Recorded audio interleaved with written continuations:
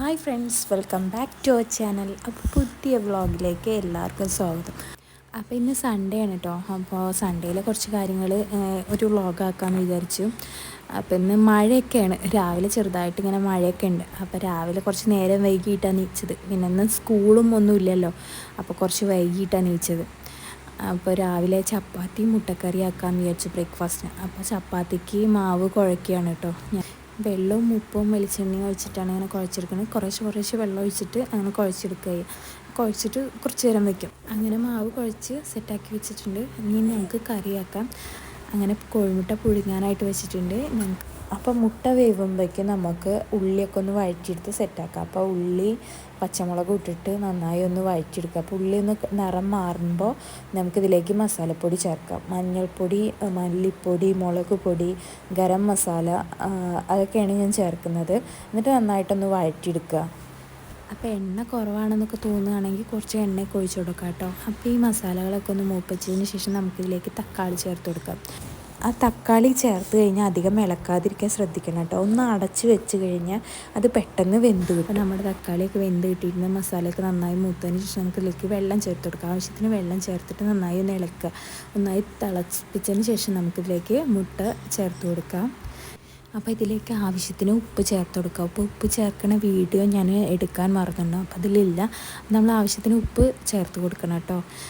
അപ്പോൾ ഇങ്ങനെ നമ്മുടെ കറി അവിടെ തിളയ്ക്കാൻ മുട്ട ഇട്ടിട്ടൊന്ന് തിളയ്ക്കണം. അപ്പോൾ ആ സമയം കൊണ്ട് നമുക്ക് ചപ്പാത്തിയൊക്കെ ഉണ്ടാക്കിയെടുക്കാം. അപ്പോൾ ഇങ്ങനെ ചപ്പാത്തി ഓരോന്നോരോന്നായിട്ട് ഉണ്ടാക്കിയപ്പോഴേക്കും നമ്മുടെ മുട്ടക്കറി റെഡി ആയിട്ടുണ്ട്. അപ്പോൾ നമ്മുടെ ഈ ചാനൽ പുതിയതായി കാണുന്നവരൊന്ന് സബ്സ്ക്രൈബ് ചെയ്ത് സപ്പോർട്ട് ചെയ്യണേ. നല്ല ടേസ്റ്റുള്ള കറിയാണ്. അപ്പോൾ എല്ലാവരും ഒന്ന് ട്രൈ ചെയ്ത് നോക്കണം കേട്ടോ. ഇവിടെ എല്ലാവർക്കും ഇഷ്ടമായി. ഇപ്പോൾ ആരാധ്യക്കും നന്നായി ഇഷ്ടമായിരുന്നു. അപ്പോൾ അവളിങ്ങനെ അതിനെക്കുറിച്ച് ഇങ്ങനെ പറയേണ്ടത് നല്ല ടേസ്റ്റ് ഉണ്ടായിരുന്നു. അപ്പോൾ ഈ റെസിപ്പി ട്രൈ ചെയ്ത് നോക്കിയിട്ട് ഇഷ്ടപ്പെട്ടാൽ ഒന്ന് കമൻറ്റ് ചെയ്യണം കേട്ടോ. സ്കൂളില്ലാത്തതുകൊണ്ട് ഇങ്ങനെ ഓരോന്ന് പറഞ്ഞിരുന്നിട്ടാണ് ഭക്ഷണം കഴിക്കുന്നത്. അപ്പോൾ രാവിലത്തെ ചായ കുടിക്കലൊക്കെ കഴിഞ്ഞിട്ട് ഞാനൊന്ന് അടിച്ച് തുടയ്ക്കാൻ നിന്നു കേട്ടോ. അപ്പോൾ ആരാധ്യയും അനും കുളിയൊക്കെ കഴിഞ്ഞിട്ട് സിറ്റ് ഔട്ടിൽ ഇരുന്നിട്ട് പഠിക്കുകയാണ്. നാളെ തൊട്ടിട്ട് എക്സാം സ്റ്റാർട്ട് ചെയ്യാണ്. അപ്പോൾ രണ്ടാളിങ്ങനെ ഓരോന്നിങ്ങനെ എഴുതി പഠിക്കുകയാണ്. അപ്പോൾ ഇവിടെ ചെറുതായിട്ട് ഇങ്ങനെ മഴയും പെയ്യുന്നുണ്ട്. അപ്പോൾ രണ്ടാളും ക്ലാസ് ഇല്ലെങ്കിൽ അല്ലെങ്കിൽ പകൽ സമയത്തൊക്കെ എന്തെങ്കിലുമൊക്കെ ചെയ്യുകയാണെങ്കിൽ അത് ഇങ്ങനെ സിറ്റ് ഔട്ടിൽ വന്നിരുന്നിട്ടാണ് ചെയ്യാറ്. അനു പിന്നെ ഇങ്ങനെ എഴുതുന്നുണ്ടെന്നുള്ളൂ. പക്ഷെ അവൾക്ക് ഞാനൊപ്പം ഇരുന്നാലാണ് കറക്റ്റ് ആവുള്ളൂ. അപ്പോൾ അവൾ ആരോട്ടനായിട്ട് കളിക്കാതിരിക്കുകയാണ്. ആരോട്ടൻ്റെ പിന്നാലെ മുട്ടുത്തി നടക്കുകയൊക്കെ ചെയ്യുമായിരുന്നു. അപ്പോൾ അവനും ഇങ്ങനെ മുട്ടുത്തിയിട്ട് പോവും. അങ്ങനെ രണ്ടാളും കൂടി കളിയായിരുന്നു. ആരോട്ടൻ ഇപ്പോൾ ഭയങ്കര വികൃതിയായിട്ട് വരികയാണ്. അവനിങ്ങനെ എന്തെങ്കിലും ഇപ്പോൾ മുകളിൽ പിടിച്ച് കയറുക, അതൊക്കെ ഭയങ്കര ഇഷ്ടമാണ്.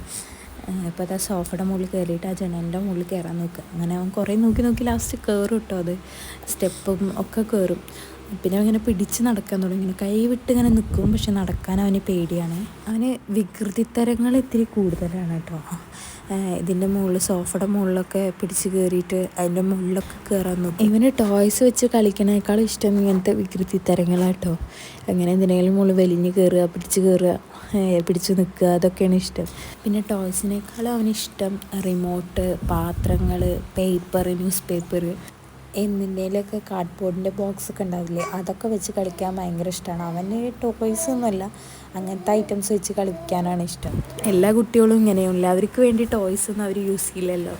അപ്പോൾ ഇന്ന് ഡാൻസ് ക്ലാസ് ഉണ്ട് കേട്ടോ. ഞായറാഴ്ച ഇന്ന് ഉച്ചയ്ക്ക് ശേഷം ഡാൻസ് ക്ലാസ് ഉണ്ടാവാറുണ്ട്. അപ്പോൾ ഇവിടെ അടുത്ത് തന്നെയാണ് ഡാൻസ് ക്ലാസ്.